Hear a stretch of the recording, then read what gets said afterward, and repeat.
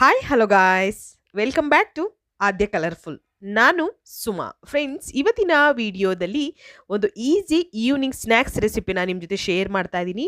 ಈ ಒಂದು ಸ್ನ್ಯಾಕ್ಸನ್ನು ನೀವು ಖಂಡಿತ ಯಾವತ್ತೂ ಕೂಡ ತಯಾರಿಸಿರಲ್ಲ ಅಂತ ಅನ್ಕೊತೀನಿ. ಇದು ಪೂರಿನೂ ಅಲ್ಲ, ಹಾಗೆ ಪಕೋಡಾನೂ ಕೂಡ ಅಲ್ಲ. ಮನೆಯವರು ಎಲ್ಲರಿಗೋಸ್ಕರ ರುಚಿಯಾದ ಒಂದು ಸ್ನ್ಯಾಕ್ಸನ್ನು ತಯಾರಿಸಿ ನೋಡಿ ಫ್ರೆಂಡ್ಸ್. ತುಂಬಾ ಈಸಿಯಾಗಿ ಟೇಸ್ಟಿಯಾಗಿ ಮಾಡುವಂತಹ ಒಂದು ಈವ್ನಿಂಗ್ ಸ್ನ್ಯಾಕ್ಸ್ ಇದು. ಸೊ ಈ ಒಂದು ಸ್ನ್ಯಾಕ್ಸ್ ಮಾಡೋದಕ್ಕೆ ಮೊದಲನೇದಾಗಿ 1 ಕಪ್ ಆಗುವಷ್ಟು ಕಡಲೆ ಹಿಟ್ಟನ್ನು ಒಂದು ಬೌಲಿಗೆ ಹಾಕ್ಕೊಳ್ತಾ ಇದ್ದೀನಿ ನಾನು. ಸೊ ಅದೇ ಕಪ್ಪಿನ ಅಳತೆಯಲ್ಲಿ 1 ಕಪ್ ಆಗುವಷ್ಟು ನಾನು ಗೋಧಿ ಹಿಟ್ಟನ್ನು ಹಾಕ್ಕೊಳ್ತಾ ಇದ್ದೀನಿ. ನೋಡ್ಬೋದು ನೀವು, ಗೋಧಿ ಹಿಟ್ಟು ಅಥವಾ ಅಕ್ಕಿ ಹಿಟ್ಟು ಯಾವುದನ್ನು ಬೇಕಿದ್ರೂ ಹಾಕ್ಕೊಳ್ಬೋದು. ಸೊ ಇಲ್ಲಿ ನಾನು ಉಪಯೋಗಿಸಿರೋದು ಅಕ್ಕಿ ಹಿಟ್ಟು ಹಾಗೆ ಕಡಲೆ ಹಿಟ್ಟು. 1 ಕಪ್ಪು ಕಡಲೆ ಹಿಟ್ಟು ಮತ್ತು 1 ಕಪ್ಪು ಅಕ್ಕಿ ಹಿಟ್ಟು. ಬೇಕು ಅಂದರೆ ನೀವು ಗೋಧಿ ಹಿಟ್ಟು ಕೂಡ ಹಾಕ್ಕೊಳ್ಬೋದು. ನಂತರ ರುಚಿಗೆ ತಕ್ಕಷ್ಟು ಉಪ್ಪನ್ನು ಹಾಕ್ಕೊಳ್ತಾ ಇದ್ದೀನಿ. ಸ್ವಲ್ಪ ಉಪ್ಪನ್ನು ಹಾಕ್ಕೊಳ್ಳೋಣ. ಫ್ರೆಂಡ್ಸ್, ನೀವ್ಯಾರಾದರೂ ಫಸ್ಟ್ ಟೈಮ್ ನನ್ನ ಚಾನಲ್ಗೆ ವಿಸಿಟ್ ಮಾಡಿದರೆ ಪ್ಲೀಸ್ ನನ್ನ ಚಾನಲ್ನ ಸಬ್ಸ್ಕ್ರೈಬ್ ಮಾಡ್ಕೊಳ್ಳಿ, ಹಾಗೆ ಲೈಕ್ ಮಾಡಿ ಮತ್ತು ಶೇರ್ ಮಾಡಿ ಫ್ರೆಂಡ್ಸ್. ಹಾಗೆ ಇದಕ್ಕೆ ಒಂದು ಪಿಂಚಷ್ಟು ಅಡುಗೆ ಅರಿಶಿನ ಹಾಕ್ಕೊಳ್ತಾ ಇದ್ದೀನಿ, ಒಂದು ಸ್ವಲ್ಪ. ನೀವು ಗೋಧಿ ಹಿಟ್ಟು ಬದಲು ಬೇಕಿದ್ರೆ ಅಕ್ಕಿ ಹಿಟ್ಟನ್ನು ಹಾಕ್ಕೊಳ್ಬೋದು, ಅಕ್ಕಿ ಹಿಟ್ಟು ಬೇಡ ಅಂತಂದರೆ ಗೋಧಿ ಹಿಟ್ಟು ಹಾಕ್ಕೊಳ್ಬೋದು. ಅಕಸ್ಮಾತ್ ಎರಡೂ ಹಾಕ್ಕೊಳ್ತೀವಿ ಅಂದರೆ ಅರ್ಧ ಕಪ್ಪು ಗೋಧಿ ಹಿಟ್ಟು ಮತ್ತು ಅಕ್ಕಿ ಹಿಟ್ಟು ಎರಡು ಅರ್ಧ ಕಪ್ ಹಾಕ್ಕೊಳ್ಬೇಕು. ನಂತರ ಇಲ್ಲಿ ಅಚ್ಕಾರದ ಪುಡಿನ ಹಾಕ್ಕೊಳ್ತಾ ಇದ್ದೀನಿ. ಖಾರಕ್ಕೆ ಅನುಗುಣವಾಗಿ ನಾವು ಖಾರದ ಪುಡಿಯನ್ನು ಉಪಯೋಗಿಸ್ಬೇಕಾಗುತ್ತೆ. ನಂತರ ಇಲ್ಲಿ ಅಜ್ವೈನ್ ಹಾಕ್ಕೊಳ್ಳೋಣ.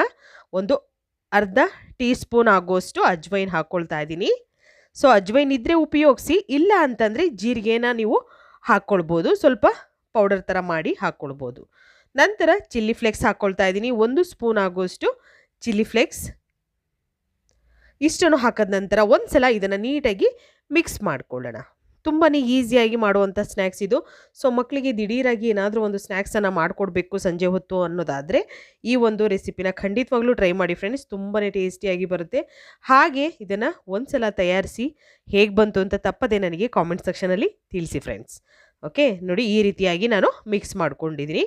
ಮಿಕ್ಸ್ ಮಾಡಿದ ನಂತರ ಇದಕ್ಕೆ ನಾವು ಸ್ವಲ್ಪ ಶುಂಠಿ ಬೆಳ್ಳುಳ್ಳಿ ಪೇಸ್ಟನ್ನು ಹಾಕ್ಕೊಳ್ಳೋಣ. ಒಂದು ಅರ್ಧ ಸ್ಪೂನ್ ಆಗುವಷ್ಟು ಶುಂಠಿ ಬೆಳ್ಳುಳ್ಳಿ ಪೇಸ್ಟನ್ನು ಹಾಕ್ಕೊಳ್ತಾ ಇದ್ದೀನಿ ನಾನು. ಈಗ ಇದಕ್ಕೆ ಸ್ವಲ್ಪ ಸ್ವಲ್ಪ ನೀರನ್ನು ಹಾಕ್ಕೊಳ್ತಾ ಹಿಟ್ಟನ್ನು ನಾವು ಕಲಿಸ್ಕೋಬೇಕಾಗುತ್ತೆ. ನೋಡಿ, 1 ಸ್ಪೂನಿನ ಸಹಾಯದಿಂದ ಹಿಟ್ಟನ್ನು ನಾನು ಕಲಿಸ್ಕೊಳ್ತಾ ಇದ್ದೀನಿ. ಸ್ವಲ್ಪ ಸ್ವಲ್ಪನೇ ಹಾಕ್ಕೊಳ್ಳೋಣ ನೀರು. ಹೀಗೆ ಇದನ್ನು ಮಿಕ್ಸ್ ಮಾಡ್ಕೊಳ್ಳೋಣ. ನೀವು ಬೇಕು ಅಂದರೆ ಇದನ್ನು ಬ್ರೇಕ್ಫಾಸ್ಟಿಗೆ ಕೂಡ ಮಾಡ್ಬೋದು, ಏನು ತೊಂದರೆ ಇಲ್ಲ. ತುಂಬಾ ಈಸಿಯಾಗಿ ಆಗುತ್ತೆ. ಟೈಮ್ ಇಲ್ಲ ಅಂದಾಗ ಮಾಡುವಂತಹ ರುಚಿಯಾದ ಒಂದು ರೆಸಿಪಿಗಳು ಇವೆಲ್ಲ. ಮಕ್ಕಳಿಗೂ ಕೂಡ ತುಂಬಾ ಇಷ್ಟ ಆಗುತ್ತೆ. ಮನೆಯವರೆಲ್ಲರೂ ಕೂಡ ತುಂಬಾ ಇಷ್ಟಪಟ್ಟು ತಿಂತಾರೆ ಅಂತ ಹೇಳ್ಬೋದು ಇದು. ಸೊ ಪೂರಿ ಮಾಡಿದ್ರೆ ಅಥವಾ ಪಕೋಡ ಮಾಡಿದ್ರೆ ಒಂದೇ ಥರ ರೆಸಿಪಿ ಅಂತ ಅನಿಸ್ಬೋದು, ಬಟ್ ಇದು ಡಿಫ್ರೆಂಟ್ ಆಗಿದೆ. ಖಂಡಿತವಾಗ್ಲೂ ಎಲ್ಲರಿಗೂ ಇಷ್ಟ ಆಗುತ್ತೆ. ಓಕೆ, ನೋಡಿ, ಸ್ವಲ್ಪನೂ ಗಂಟಿಲ್ಲದ ಹಾಗೆ ನಾವು ಇದನ್ನು ಮಿಕ್ಸ್ ಮಾಡ್ಕೋಬೇಕು. ಈ ರೀತಿಯಾಗಿ ನಾನು ಮಿಕ್ಸ್ ಮಾಡ್ಕೊಳ್ತಾ ಇದ್ದೀನಿ. ಹೀಗೆ ಇದನ್ನು ಮಿಕ್ಸ್ ಮಾಡ್ಕೊಳ್ಳೋಣ.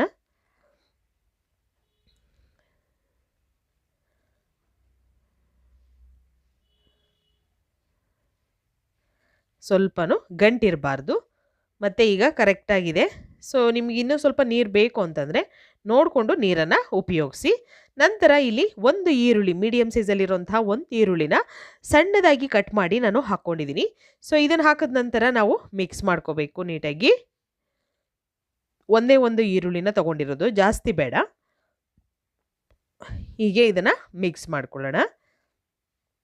ನಂತರ ನಾವು ಸಣ್ಣದಾಗಿ ಕಟ್ ಮಾಡಿರುವಂತಹ ಕೊತ್ತಂಬರಿ ಸೊಪ್ಪು 1 ಸ್ಪೂನ್ ಅಥವಾ 2 ಸ್ಪೂನ್ ಆದರೆ ಸಾಕು. ಹೀಗೆ ಇದನ್ನು ಮಿಕ್ಸ್ ಮಾಡ್ಕೊಳ್ಳೋಣ. ಇದನ್ನು ಕೂಡ ನೀಟಾಗಿ ಮಿಕ್ಸ್ ಆಗಿದೆ ಈಗ. ಸೊ ನೋಡ್ಬೋದು, ಹಿಟ್ಟು ಇವಾಗ ಈ ರೀತಿ ಕಲಸಿ ನಾನು ಒಂದು 10 ನಿಮಿಷ ಇದ್ರ ಮೇಲೆ ಒಂದು ಪ್ಲೇಟನ್ನು ಮುಚ್ಚಿ ಒಂದು 10 ನಿಮಿಷ ಇದನ್ನು ರೆಸ್ಟಿಗೆ ಬಿಟ್ಬಿಡ್ತಾ ಇದ್ದೀನಿ. ಸೊ ಈಗ ನಿಮಗೆ ಸ್ವಲ್ಪ ಗಟ್ಟಿಯಾಗಿದೆ ಅಂತ ಅನಿಸಿದ್ರೆ, ನೋಡಿ ಸ್ವಲ್ಪ ಗಟ್ಟಿಯಾಗಿದೆ ಅಲ್ಲ, ಸೊ ಗಟ್ಟಿಯಾಗಿದೆ ಅನಿಸಿದ್ರೆ ಸ್ವಲ್ಪ ನೀರನ್ನು ಹಾಕ್ಕೊಳ್ಳಿ. 1 ಸ್ಪೂನ್ ಅಥವಾ 2 ಸ್ಪೂನ್ ನೀರನ್ನು ಹಾಕ್ಕೊಳ್ಳಿ ಫ್ರೆಂಡ್ಸ್. ನೋಡಿ ಈ ರೀತಿಯಾಗಿ ಆಗಿದೆ. ಸ್ವಲ್ಪ ನೀರನ್ನು ಹಾಕ್ಕೊಂಡಿದ್ದೀನಿ ನಾನು. ಈಗ ಕರೆಕ್ಟಾಗಿ ಮಿಕ್ಸ್ ಮಾಡಿದ್ದೀನಿ. ಸೊ ಈ ರೀತಿಯಾಗಿ ನಮಗೆ ಇರಬೇಕು.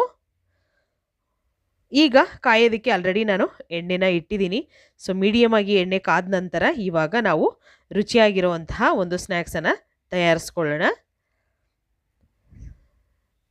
ಒಂದು ಸೌಟಿನ ಸಹಾಯದಿಂದನೇ ನಾನು ಹಾಕ್ಕೊಳ್ತಾ ಇದ್ದೀನಿ. ನೋಡ್ಬೋದು, ನೀವೇನು ಶೇಪ್ ಕೊಡೋದು ಬೇಡ, ತಾನಾಗಿಯೇ ಶೇಪನ್ನು ತಗೊಳುತ್ತೆ. ಜಸ್ಟ್ ಒಂದು ಸೈಡ್ ನೀವು ಹಾಕಿದ್ರೆ ಸಾಕು, ಒಂದು ಕಡೆಯಿಂದ ಹಾಕೊಂಬನ್ನಿ. ನೋಡಿ ಈ ರೀತಿ ಒಂದೊಂದು ಸೌಟು, ಚಿಕ್ಕ ಸೌಟಲ್ಲಿ ನಾನು ಹಾಕ್ತಾ ಇರೋದು. ಸೊ ದೊಡ್ಡ ಸೌಟ್ ತೊಗೊಳೋದಾದರೆ ನೀವು ಒಂದು ಅರ್ಧ ಅರ್ಧ ಹಾಕ್ಕೊಳ್ಳಿ, ಸಾಕಾಗುತ್ತೆ. ಜಾಸ್ತಿ ಅಗಲ ಬೇಡ ಇದು.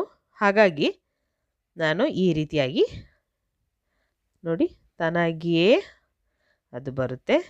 ಪೂರಿ ಥರ ಉಬ್ಬಿ ಕೂಡ ಬರ್ತಾ ಇದೆ. ಸೊ ನೋಡ್ಬೋದು ನೀವು. ತುಂಬಾ ಈಸಿಯಾಗಿ ನೀವು ಸಂಜೆ ಏನಾದರೂ ತಿನ್ನಬೇಕು ಅನ್ನಿಸ್ದಾಗ ಈ ರುಚಿಯಾಗಿರುವಂಥ ಒಂದು ಸ್ನ್ಯಾಕ್ಸನ್ನು ತಯಾರಿಸಿ ನೋಡಿ ಫ್ರೆಂಡ್ಸ್. ಖಂಡಿತವಾಗ್ಲೂ ನಿಮಗೆಲ್ಲರಿಗೂ ಇಷ್ಟ ಆಗುತ್ತೆ ಅಂತ ಭಾವಿಸ್ತೀನಿ. ಸೊ ಇದು ಪೂರಿನೂ ಅಲ್ಲ, ಹಾಗೆ ಪಕೋಡಾನೂ ಅಲ್ಲ, ಬೋಂಡ ಅಲ್ಲ, ಬಜ್ಜಿ ಅಲ್ಲ. ಸೊ ರುಚಿಯಾಗಿರುವಂಥ ಒಂದು ಈಸಿಯಾಗಿರುವಂಥ ಒಂದು ಕಡಲೆ ಹಿಟ್ಟಿನ ಸ್ನ್ಯಾಕ್ಸ್ ಇದು. ಸೊ ಕಡಲೆ ಹಿಟ್ಟು ಮತ್ತು ಅಕ್ಕಿ ಹಿಟ್ಟು ಅಥವಾ ಗೋಧಿ ಹಿಟ್ಟನ್ನು ಉಪಯೋಗಿಸಿ ಮಾಡುವಂಥ ರುಚಿಯಾದ ಒಂದು ಸ್ನ್ಯಾಕ್ಸು. ಸೊ ಈ ಒಂದು ಸ್ನ್ಯಾಕ್ಸನ್ನು ನೀವು ಯಾವತ್ತೂ ಕೂಡ ಇದಕ್ಕಿಂತ ಮುಂಚೆ ಯಾವತ್ತೂ ತಯಾರಿಸಿರಲ್ಲ ಅಂತ ನಾನು ಭಾವಿಸ್ತೀನಿ. ಅಕಸ್ಮಾತ್ ತಯಾರಿಸಿದ್ರು ಕೂಡ ಈ ರೀತಿಯಲ್ಲಿ ಒಂದು ಸಲ ತಯಾರಿಸಿ ನೋಡಿ, ಹೇಗೆ ಬಂತು ಅಂತ ತಪ್ಪದೇ ತಿಳಿಸಿ ಫ್ರೆಂಡ್ಸ್. ಓಕೆ, ಇವಾಗ ನೋಡಿ ಸ್ವಲ್ಪ ಕಲರ್ ಚೇಂಜ್ ಆಗ್ತಾ ಇದೆಯಲ್ಲ, ಆ ರೀತಿ ಕಲರ್ ಚೇಂಜ್ ಆಗಬೇಕು. ಕಲರ್ ಚೇಂಜ್ ಆಗೋ ಹಾಗೆ ನಾವು ಇದನ್ನು ಸ್ಟವ್ನ ಲೋ ಫ್ಲೇಮಲ್ಲೇ ಇಟ್ಕೊಂಡು ನಾವು ಇದನ್ನು ಬೇಯಿಸ್ಕೋಬೇಕಾಗುತ್ತೆ, ಫ್ರೈ ಮಾಡ್ಕೋಬೇಕಾಗುತ್ತೆ.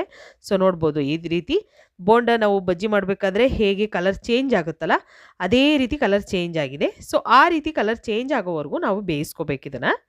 ನೋಡಿ ಆಗಿದೆ ಇವಾಗ. ಸೊ ಇದನ್ನು ಒಂದು ಟಿಶ್ಯೂ ಪೇಪರ್ ಮೇಲೆ ನಾವು ತೆಗೆದಿಟ್ಕೊಳ್ಳೋಣ. ನೋಡ್ಬೋದು ಜಾಸ್ತಿ ಟೈಮು ತಗೊಳ್ಳೋದಿಲ್ಲ, ಹಾಗೆ ನಮ್ಮ ಬಾಯಿಗೆ ರುಚಿ ಕೂಡ ಕೊಡುತ್ತೆ. ತುಂಬಾ ಈಸಿಯಾಗಿರುತ್ತೆ ಮತ್ತು ಎಲ್ಲರೂ ಕೂಡ ತುಂಬಾ ಇಷ್ಟಪಟ್ಟು ತಿನ್ನುವಂತಹ ಒಂದು ಸ್ನ್ಯಾಕ್ಸ್ ರೆಸಿಪಿ ಇದು.